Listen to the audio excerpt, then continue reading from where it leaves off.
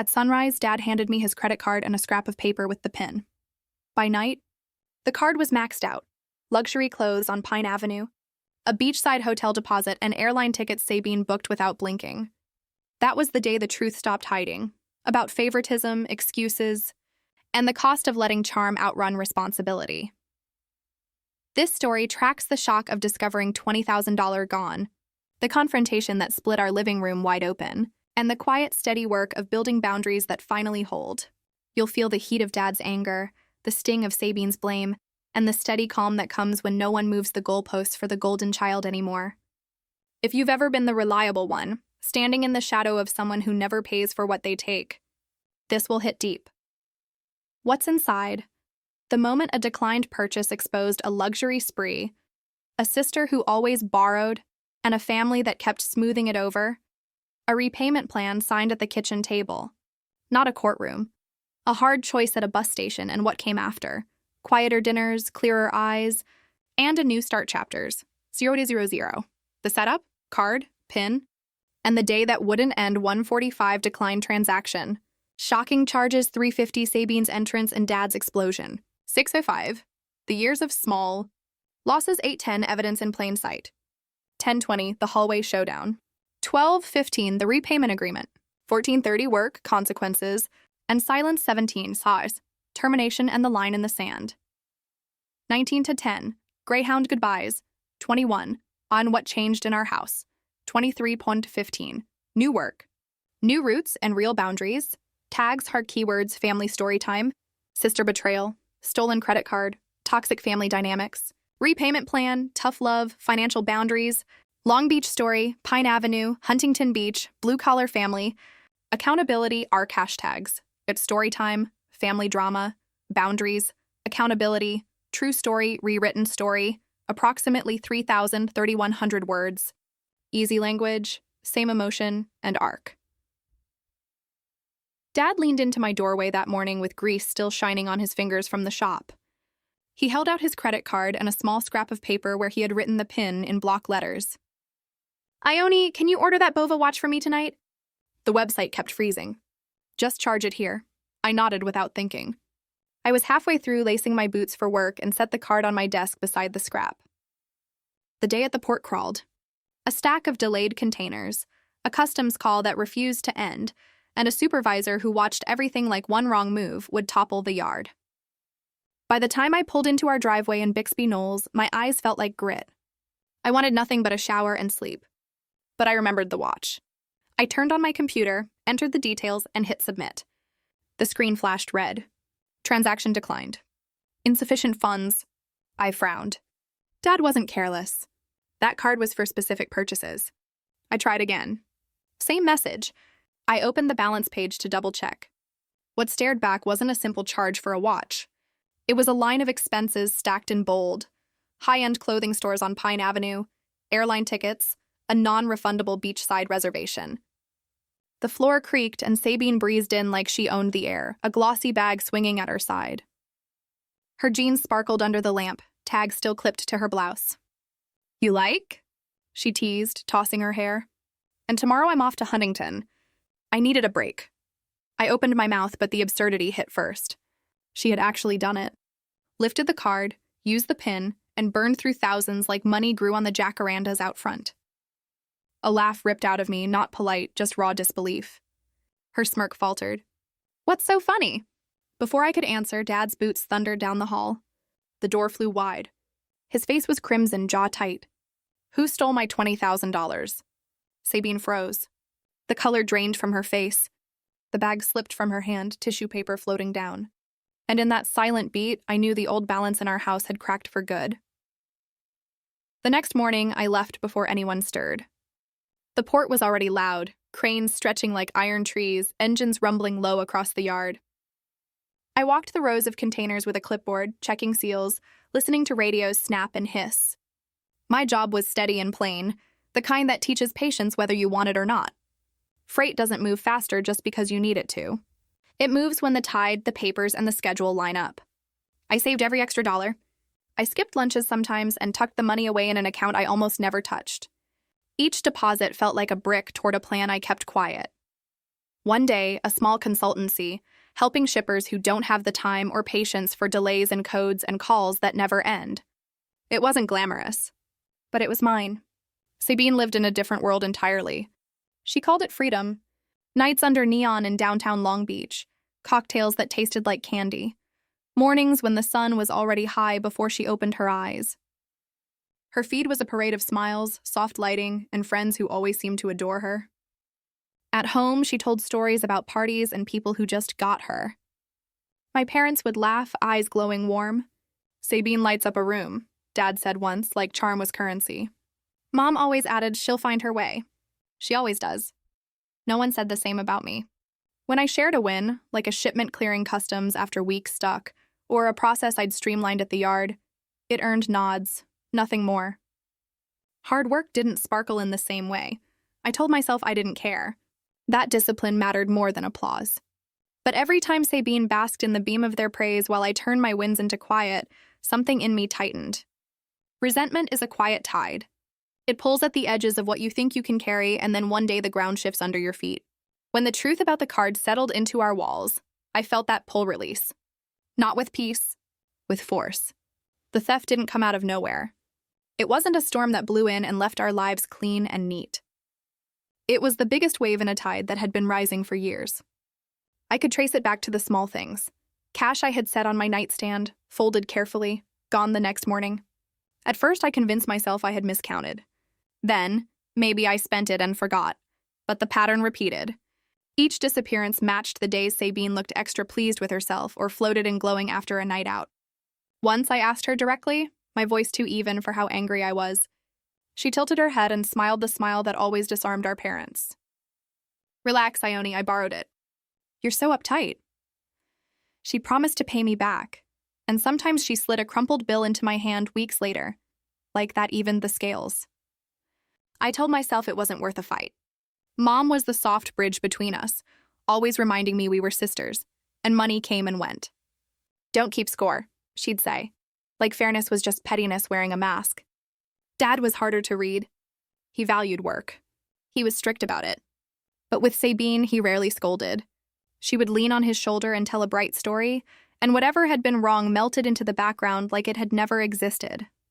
I carried my anger like contraband, visible to me, invisible to everyone else. Anger, for me, always came first.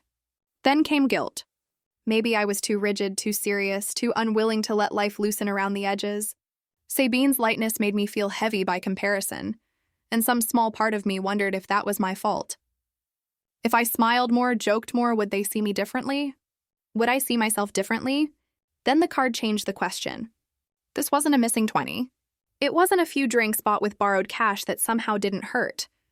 This was thousands in clothes and tickets and a beach weekend I'd never been asked to join. It was proof that the trail of small losses was not harmless. It had led us to a cliff, and now we were all looking down. That night, I sat at my desk with Dad's card and the scrap beside it like they were still alive, breathing proof. I replayed the morning in my mind. Dad leaning in the doorway, handing me both items in plain sight, trusting I'd handle it. I had rushed out the door for work, thinking I'd order the watch when the day calmed. I didn't think twice when Sabine poked her head in later asking to borrow my charger. She lingered longer than usual, eyes sliding to the desk and then back to mine. I told myself I was suspicious by habit. Now the evidence was plain. Airline confirmations. A beach hotel deposit, non-refundable. Boutique purchases. 2 airline tickets, both under Sabine's name, leaving the next morning. My pulse thudded as I scrolled. This wasn't a careless slip. This was a plan. It was fraud with Dad's trust as fuel, a bright fantasy built on debts to people who loved her.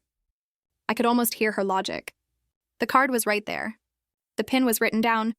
How is it my fault if they made it easy? That was how Sabine framed the world. Bend what's true until it fits your need, then claim it was waiting for you. But an open door is not permission to steal, and a shortcut is not a harmless choice when it cuts through someone else's life. What shook me most was not the money alone, it was how easy it seemed for her. No hesitation, no fear, only confidence she would get away with it. She walked into my space, took what was not hers, and built a weekend like a castle on sand with someone else's work as the foundation. I watched the declining balance on the screen and felt responsible in a way I didn't expect. Dad had trusted me with his account. I had left the door open. Sabine had walked right through without a second thought. When her laughter drifted down the hall later, I knew the confrontation that was coming wasn't just about dollars. It was about every excuse we had ever accepted, every time we looked away, every small hurt we smoothed over because it was easier in the moment to be kind than to be honest. The hallway felt narrower than usual when Dad's voice finally shook the air. Sabine stood with her bags half open on the floor, eyes darting from me to Dad like a sparrow trapped inside a window. "You spent it!" Dad thundered, his hand clenched around the statement I had printed. $20,000. Do you think I worked all these years so you can parade in designer clothes and book vacations? Sabine lifted her chin, confidence flashing like a broken blade. It wasn't like that, she said quick, like speed could fix it. You left the card out. The pin was right there. How is it only my fault if you practically invited trouble? Her words landed hard and slid off. Dad looked at me, waiting. My hands trembled, but I held up the printed receipts, each marked with a timestamp. I was at the port all day, I said, trying to keep my voice from shaking. Every charge matches the hours I was gone, and all of it is under her name. 2 tickets. Hotel deposit. Luxury shops. There's no mistaking it, Sabine's smile faltered. You're twisting it. I didn't even know it was Dad's card. I thought it was yours. I figured you wouldn't mind after everything you've hoarded. Dad's face hardened at that. He glanced back at me, then at her, and something in his eyes changed, like a lens finally snapped into focus.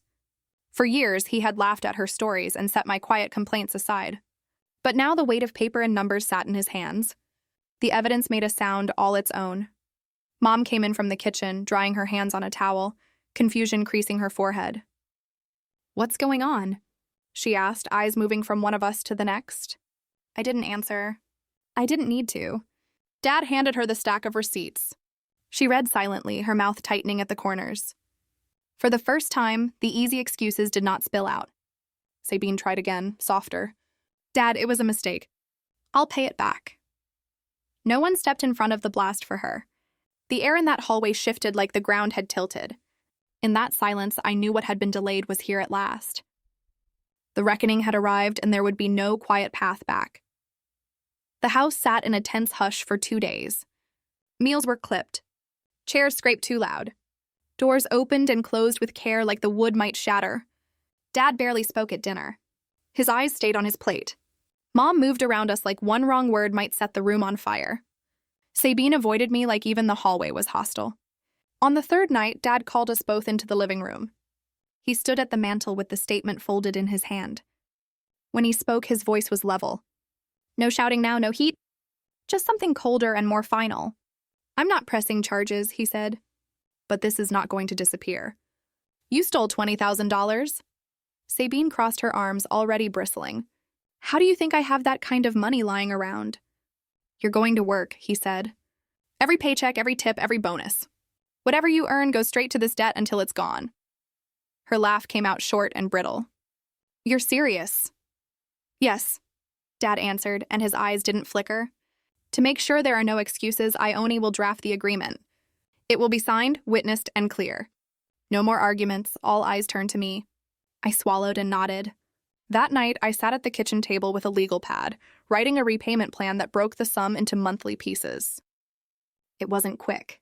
It would take years, but it was binding. When I handed the pages to Dad, he read each line. He slid the packet to Sabine. She skimmed, jaw tight. "This is ridiculous," she muttered. "You're treating me like a criminal." Dad didn't raise his voice. "You treated us like fools," he said. "Now you'll make it right." For a second, I thought she would refuse.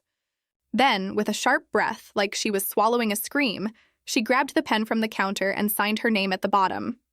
The letters dragged across the paper, dark and uneven, but there. Dad folded the pages and tucked them into an envelope. He sealed it like closing a vault. The weight in the room changed. Judgment had been passed, not by a court but at our own table. The slow math of repayment started then. Sabine found a job at a warehouse in Commerce.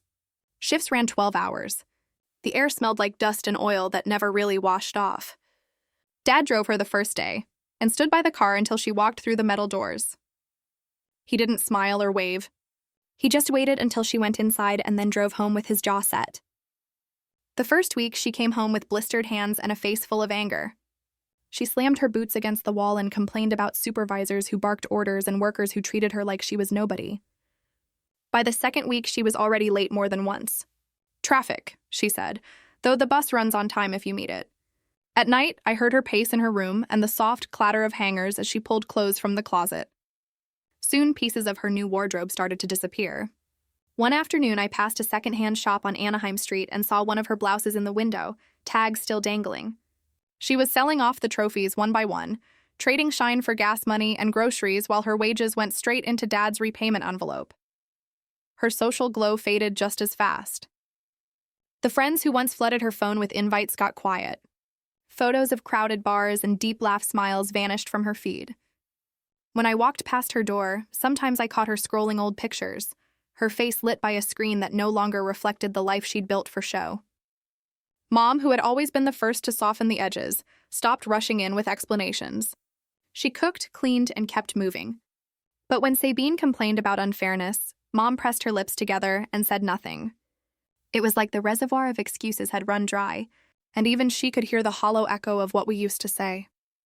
Watching Sabine shrink under the weight of her choices, I felt something tangled stretch through me, half relief, half pity. She had been untouchable for so long. The golden one, the light in every room. Now the shine was gone. What remained was simple and hard, the truth about what she had done and a cost she couldn't push onto someone else. It happened on a Tuesday. Sabine walked in before noon with her shoulders slumped and a folded letter in her hand. She didn't have to speak. The silence on her skin told us. Dad read the page, eyes narrowing over each line. Termination for repeated lateness, failure to follow instructions, lack of performance. He set the letter on the table without a word. The clock above the fridge ticked like a metronome. Finally, he spoke, calm but final. "You are out of chances," he said. "You find new work right away or you leave this house." Sabine's mouth opened to launch the old argument.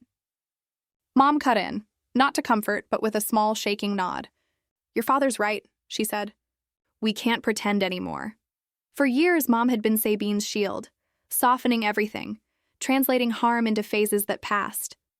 To hear her side with Dad knocked Sabine off balance. She stared at both of them like the floor had dropped out. I spoke carefully because there's a line between truth and kicking someone when they're down. "There are listings at the port for clerical support," I said. "It's steady, not exciting. And I know a woman in Wilmington who rents shared rooms cheap if you need something closer to work." Sabine's eyes snapped to mine, raw. "You'd kick me out too?" "I'm not kicking you anywhere," I said. "But I'm not paying your bills. You need a plan, not another excuse." She shoved the letter into her bag. Dad didn't rise. He didn't yell. He just sat with his hands folded and waited for her to choose. The threshold was drawn clear and cold, and for the first time, no one rushed to blur it for her. The night before she left, Sabine moved through the house quietly, packing what she could into a single duffel. No speeches, no grand exit.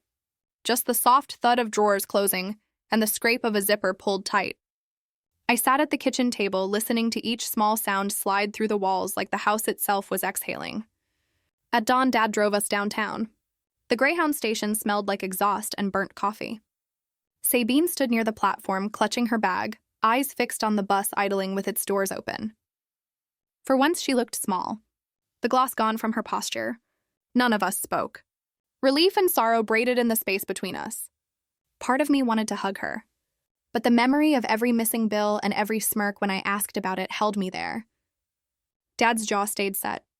It was Mom who finally broke the silence, voice low, almost like a confession. "I should have seen sooner," she said. I made excuses. I kept saying she'd grow out of it. I thought loving her meant hiding the truth. Maybe I only fed the fire. Sabine looked at Mom, then at me, then at Dad. For a heartbeat, I thought she would say something big and final. Instead, she gave a small nod and climbed the steps. The doors hissed shut. The engine rumbled. We stood there and watched the bus pull away until it was a gray line folding into traffic. No one moved right away. We left a space for what had just passed between us, and then we turned and walked back to the car. The air felt lighter and heavier all at once. In that strange weight, I knew the shape of life in our house would not be the same again. Weeks went by, and the room settled into a rhythm I'd never known. Meals were quieter, but not tense. Just steady, like the tide that moves without drama. Dad came home from the shop and stayed at the table instead of drifting to the TV. He asked about my day and listened all the way through. One night, after I told him about a shipment I'd nudged through customs, he set down his fork. "You've never failed me, Ione," he said. I should have said that sooner. The words landed heavier than I expected. I nodded and couldn't manage more for a breath. Mom changed too. Instead of circling around conflict, she started volunteering at a small financial literacy clinic near Signal Hill, helping families protect themselves from fraud and debt. She came home with pamphlets tucked under her arm and a new clarity in her eyes. "I want to make sure no one lets love blind them to the truth," she said to me one evening. Like she was also speaking to the woman she'd been. As for me, I signed my first consulting client. The plan I'd kept tucked away for so long finally stepping into daylight. It wasn't fancy. A mid-sized shipping firm sick of delays and red tape. But it was a door opening. I rented a modest corner office in Signal Hill, where the windows look out at the cranes in the distance, and felt a kind of pride that didn't need to be performed. I kept the repayment contract in my desk drawer at home. Not as a weapon, not as a monument to Sabine's failure. I kept it because it proved something I had learned the hard way. Boundaries are not revenge. They are anchors, sometimes heavy, always necessary. You set them to keep from drifting. There were days when I missed how easy things once seemed, even knowing that ease came from looking away. There were days when the house felt too quiet, and I thought of Sabine's laugh echoing down the hall before the silence landed after it. But even on those days, the path felt clearer. Not simple, clear. Dad's trust no longer felt like a debt I was always trying to repay. It felt like a light I could carry. Mom's calm was no longer a cover. It was steady ground. We didn't talk much about Sabine. Not out of anger. Out of kindness for the space she needed. The repayment came in small, regular steps through Dad's envelope. Sometimes a note. Sometimes just cash. No more speeches. No more attempts to spin the story. When I passed the secondhand shop on Anaheim and saw the window change every week, I thought less about what she had lost and more about what might still be built when the glitter comes off. I saw Sabine once, months later, from across Pine Avenue. She was walking without the spring in her step that always drew eyes. She wore a simple jacket and carried a canvas tote. For a second, I thought she saw me and would stop. She didn't. She just kept going with her head level and her steps even. I didn't wave. I didn't hide. I stood and watched her cross and hoped she had found work that didn't pretend to be something it wasn't. I hoped she had found a room where the quiet didn't feel like punishment. I hoped she had found a way to be proud that wasn't only about what she could take and how bright it made her look. At home, I made coffee and sat at the table where we had signed the agreement.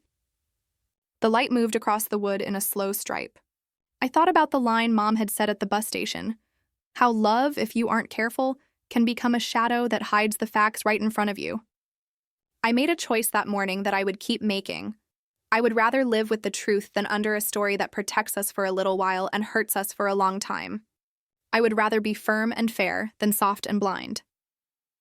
When I close my office door in the evening now, I look out at the cranes and the long stretch of sky over the yard and feel that anchor inside me hold.